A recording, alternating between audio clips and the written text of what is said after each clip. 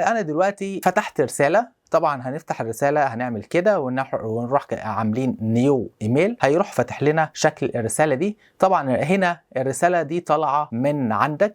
طبعا انا هنا حاطط ايميلاتي كلها، وانت بتختار الايميل اللي انت عايز الرساله تطلع منه. طبعا في المؤسسات او في الشركات عاده بيكون ايميل واحد، لان هم في بعض الاي تي ما بيسمحوش الا انه يكون الايميل بس بتاع الشركه. طبعا انت لو معاك لاب في البيت تقدر ان انت تحط كل ايميلاتك. فروم ده منك انت، تو الشخص المعني بالرساله. يعني انت دلوقتي باعت الرساله دي لشخص اسمه مثلا سي بهلول، اللي احنا عملنا ايميله قبل كده انت بتوجه الرساله لبهلول، هو المراد. طيب السي سي عاده اللي هي اختصار لكربون كوبي، اللي هي انت بتودي الرساله دي لشخص ثالث يطلع عليها. وعلى فكره بيكون ليه حق برضو انه يرد، يعني ممكن انت حاطط ناس في السي سي يروحوا عادي راضين، فاللي في السي سي ده مش مطالب ان هو يرد، ولكن بيطلع على الرساله. في حاجه بي سي سي اللي هي البلايند سي سي. البلايند سي سي ده عباره عن ايه؟ انت بعت رساله لبهلول، حلو، وحطيت مدير بهلول في السي سي، حطيت حد ثالث حطيته في البلايند سي سي، لا بهلول عارف ان انت بعت له ولا مديره عارف ان انت بعت له.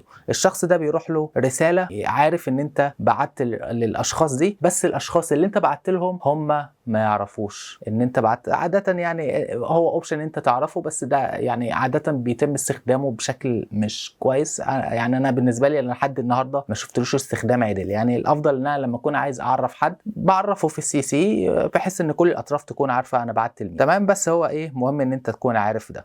في السي سي هنكتب اي اسم حد، مدير او مديرين او اقسام، وبعدين السبجكت ما قل ودل من الاخر. يعني انا دلوقتي طالب مثلا حد شغال في الشحن، كلمتين يدلوا على الايميل بتاعك.